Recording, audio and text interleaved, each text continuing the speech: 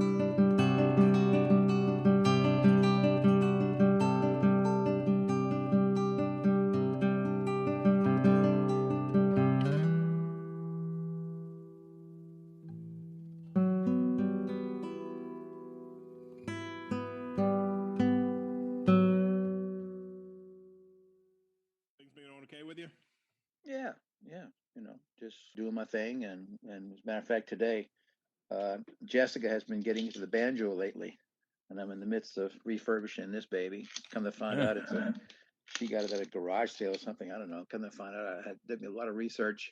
It's from the 1920s. I didn't realize that Oscar Schmidt. You familiar with Oscar Schmidt guitars? Oh, yeah. Yeah, he got started. He's the 1850s. He came to the United States, and he was up in New Jersey. And they were fine instruments up until the 20s. When the Depression hit, and he had to sell out to Harmony. Well, what's going on otherwise? When things first started, it was late March, April, something like that. And I had a funny story to share. It was kind of inspiring. But things were still open. And I had a student who had a job working at the Waffle House, local Waffle House.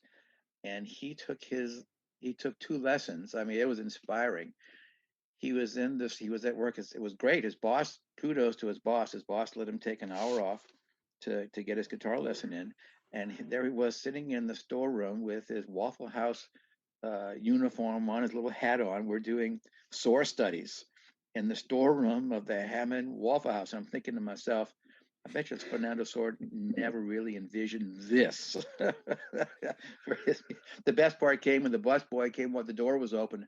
The busboy came by with a tray of dishes and stopped and just turned and had the most bemused and quizzical and confused look on his face. Like, what the hell does he need to step walking? That's great. I can't imagine any guitar instructor actually imagining that happening. Right, right. Yeah, I sent an email out to my colleagues and I said, "You guys have got nothing on me. And my career as a teacher has reached its peak. Yeah. I'm giving lessons at the storeroom of the Waffle House." Yeah. So how's the crew there at Southeastern Louisiana University? Well, guitar wise, like, as I said, with you go up and you go down. I always tell younger teachers, so look, you can't win the championship every year, and Yeah. and so I've had consistently for a long time. My ensembles, my studio's been around 15 students, and last 2 or 3 years, it's dropped off quite a bit, and I'm Yeah. down to 9 to 11 students, and that's just natural. That goes with a school like ours, you Yeah. know. But the music department itself is still doing well, and in spite of everything that happened this semester, everyone put on concert. I've got to tell you, I've met a lot of musicians and I've talked with a lot of them since I've left Southeastern. I really think that is a gem of a school that is just not, people just once they get there, they're like, holy smokes, this is a Right. great music program, It is. but Yeah. yeah, it's just really, it's wonderful. I'll toot my horn and I'll agree with you. Yeah. Okay. Yeah.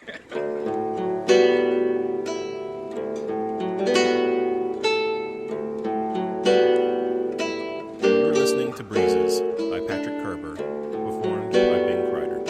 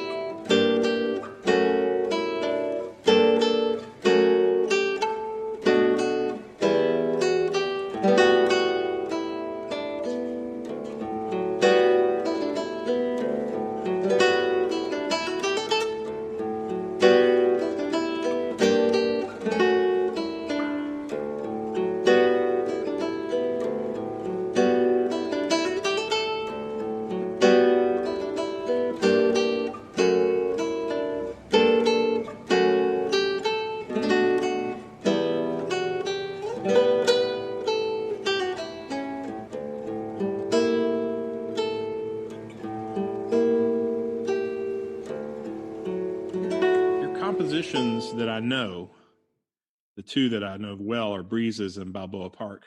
Mm-hmm. And those are connected to San Diego. Obviously, Balboa Park is, but they're connected to that area. Can you tell me a little bit about Breezes? I mean, what was the inspiration? What's that piece about? Actually, I just gave that piece the title. That is one of my what I call my restaurant pieces. That is one of the gig piece. It's a gig piece. It's a lot of quite a bit of my music. My solo music stems from many years ago, my bohemian years, playing in restaurants, and particularly when I had for about 2 or 3 years, I forget what it was, but the Hotel Intercontinental downtown New Orleans, a five-star restaurant. This place was so swank that the busboys wore tails. The waiters were in white jackets, but I played there for 6 nights a week, 4.5 hours a night. And it was a real, it was a developmental thing for me because it allowed me to play so much music. I made it a point of, I would only repeat recuerdos and romanza, because they were hits. But I had, and earlier in the week, Monday, Tuesday, Wednesday, when things weren't so busy, 7 o'clock hour, the air starting for dinner, I got to play from 7 to 11:30. But I would quite often, if there were only a few tables, I would just improvise. I would just sit there and improvise. And this is one of those pieces to where I really can't pinpoint when the piece was finished. Balboa Park is one that several of my students have been interested in, and I like that one too. I like the dark triplets on the bottom, of that. And I'm assuming, being in San Diego, that's probably where part of that was. That one, yeah, that one is. There's a specific story. Again, it's San Diego, and again, it's related to a gig piece, and that there was a restaurant in the city. We lived in North County, San Diego, and so we had to drive into the valley, and I went down. I had a regular gig, and I'll never forget the restaurant. It was a health food restaurant. The name of the restaurant was Kung Food.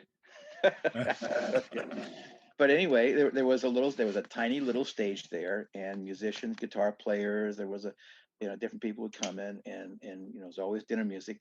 But there was a guy who played vibes as a solo gigger, and I walked in, and he was already set up. We had gotten signals crossed, and who's to play on what night. He was already set up. He was a super nice guy, and he felt really bad because as it turned out, it was supposed to be my night. But I said, "Oh, come on, man! You brought your vibes down here. You're all set up. I'll take your night next week." Oh, cool thing. And the manager said, "Okay, great." Because it's pretty low level stuff. It was no big deal. And so I had the night off, and so I got in my car. What am I gonna do now? And I thought to myself, I've been all that time there, and I'd never been to Balboa Park. So I went for those who don't know, Balboa Park is it's the New Orleans equivalent of City Park. Out of it, it's a city, the big park in Right. that major metropolitan area will keep, as a park for the residents. And so I went and I drove over to it, and I pulled up, and as it worked out, where I had no idea where it was. I knew where it was, but I'd never been. And so I pulled up, and as it worked, I got a parking spot right there facing the park, on a little side street. So it was very quiet, and I had my little Volkswagen van, and I just sat there. And it was sun was going down. It was summertime, so it was a late sunset, and I just, wow, this is a beautiful setting. And I just pulled up my guitar, and I got into the back seat of my little van there and wrote it.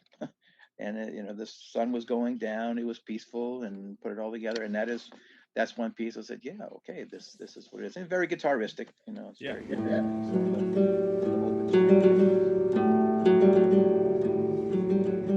You're listening to Balboa Park by Patrick Kerber, performed by Van Kreider.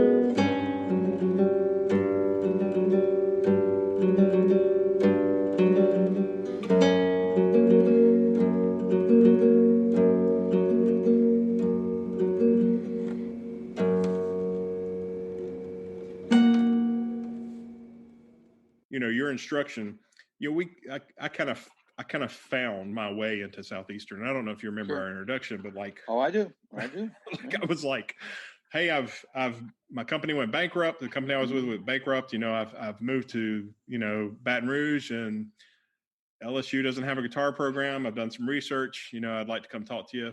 You said, yeah, one of my students giving a recital. Come and we'll talk. So I met you at a recital. We went in a back room. He said, play a C scale. And I played a C major scale in first position. I remember it. Right. Remember. Yeah. And you're like, yeah, okay. So let's see how we can work this out. We kind of go from there. And then. Sure. And I was in my mid-20s at that point. Andy, I'm going to interrupt you now, because before I forget this, I want to say that, there's a story that involves you that I use quite a bit. There was a recital, and it brought this memory up, and I was thought about it anyways when we were planning on doing this, but bringing up Lagrima. Yeah. And I don't know if you remember, I don't know if I told you this. What happened? You played recital hour, and you played Lagrima and Marietta. I remember that. Did I tell you what happened with Gabe? And nope. What I told Gabe? And okay, so what happened was Irina I forget Irina's, she's married now. As a matter of fact, she's a mom now. Irina's a great piano player. Oh, yeah. Yeah, phenomenal. Really, really good teacher. Well, so Irina comes out, and I think she played 2 Chopin etudes and basically elevated Pottle Hall. This time it just blew everybody away. She was a virtuoso. So she comes out and she blows the roof off the place with these 2 virtuosic Chopin etudes.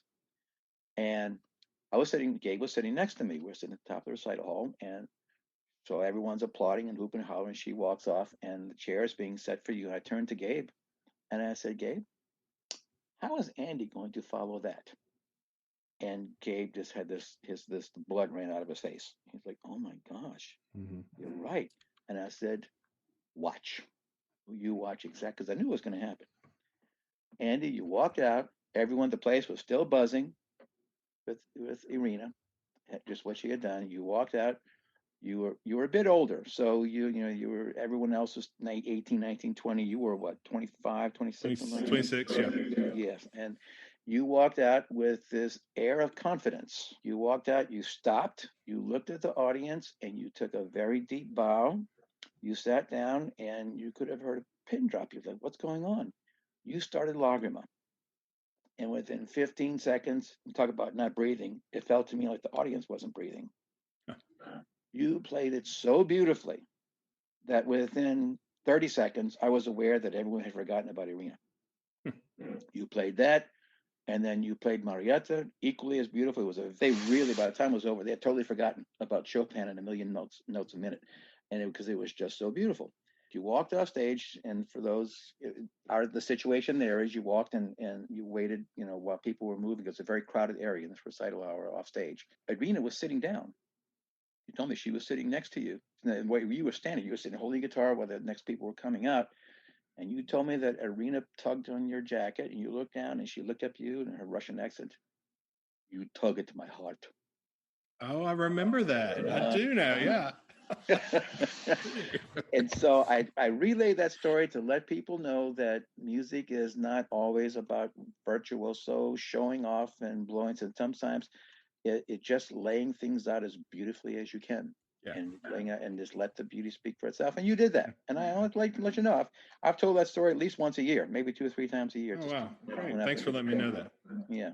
Patrick and I continued our discussion and landed in the conversation about southeastern Louisiana's guitar quartet. Okay, so this piece, Gaspar and San Bernardo, uh, it was born as a combination of personal history and fantasy. I was raised in Saint Bernard Parish in southeast Louisiana, just outside of New Orleans. I said Saint Bernard Parish. We're the only interesting facts. Some people don't know. We're the only state in the Union. We go by the Napoleonic Code. We don't have counties. We have parishes. So a little. We're different in many ways.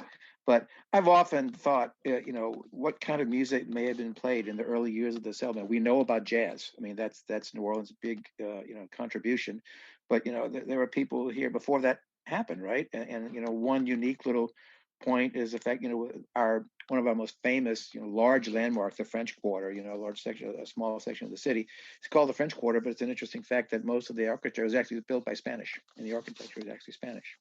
So anyway, I grew up in St. Bernard Parish, and in the lower St. Bernard Parish, down towards the mouth of the river, there are a group of people there called Los Islenos, the Islanders. They are actual descendants of a group of settler soldiers that were brought to the area by Bernardo de Galvez, who was he was a citizen. Well, say he was born in Malaga, where the Romeros are from, and at the time he hired these people to come and protect the mouth of the river, and gave them land, an opportunity, to bring their families and settle. And they did their job. Nothing ever happened. They were, but it was good for them. But the descendants stayed. And so I started thinking, these people came in 1778. Gaspar Sanz died 1710, I think, something like that. And his music is very important for guitarists, of our time.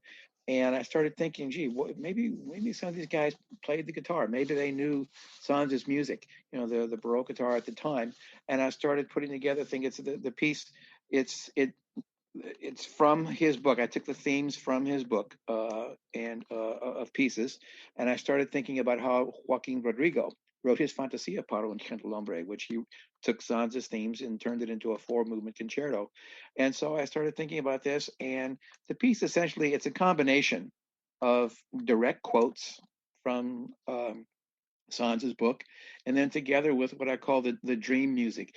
I picture the listener. We get in our car, we drive down to Bayou Terre Bus, which is the bayou of the oxen or bayou of the beef. Evidently, there was farmland because people had to eat something, right? And they needed oxen to help them work.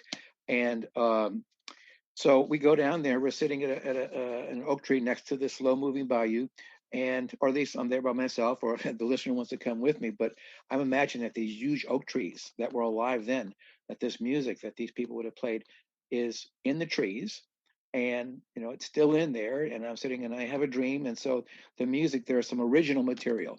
That comes with some of the movements, and the guitarist will recognize this right away because they say, "Where that music from? That's not from Sanz."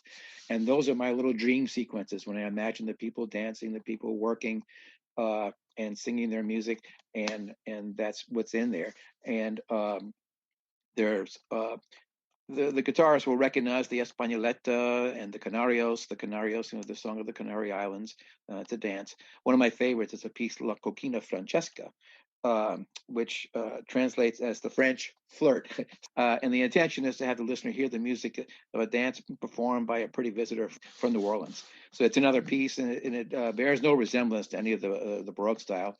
It's the only piece that I took from the book that Sanz put in. It's only the melody. He didn't do any arrangement whatsoever. So I just took the melody, and you'll hear that it's quite different. And the pieces vary from some of the arrangements are just straight out of the book and just put them out as a quartet, particularly like the first one, the Danza de los Hatches, the hatchet dance. Guitarists will hear this right away, very much in the influenced by Rodrigo's music.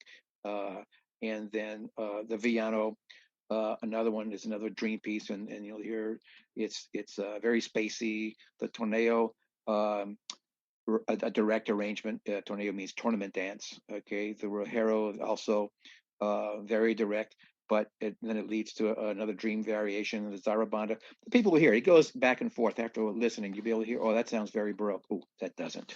And so that's what it is. There's 8 movements altogether: Dante de las Hachas, Villano, Torneo, Crujero, Zarabanda, La Coquina Francesca, Españoletta, and then finally the Canarios. And this was performed by 3 of my really excellent students. The other players are Matt Spears, Matt Aguilar, and David Bryan. We were invited to USC 2009, I think it was, out to California, and was recorded by KUSC Radio, NPR.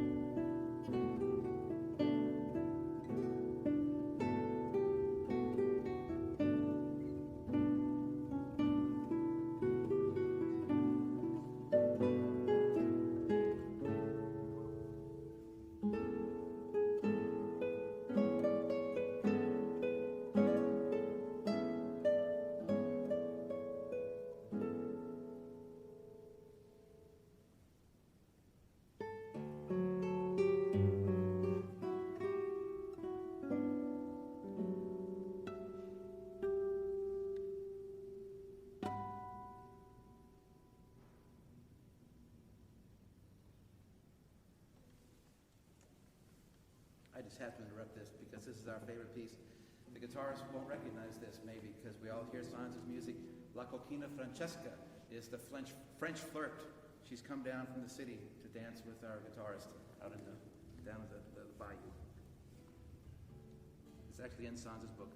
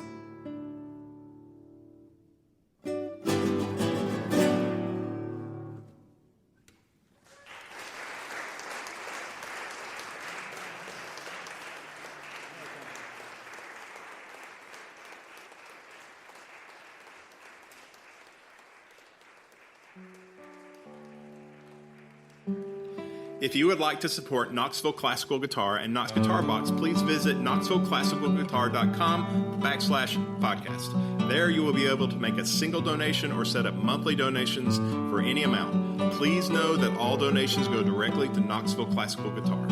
This episode of Knox Guitar Box is sponsored by Francisco Navarro Guitars, handmade classical and flamenco guitars, fine quality craftsmanship, and amazing tone and playability in an affordable instrument. For more information, visit francisconavarroguitars.com. And by Flint Merrill Music, an online marketplace dedicated to music composed and arranged for the guitar. Visit flintmerrillmusic.com for more information. Thank you for listening.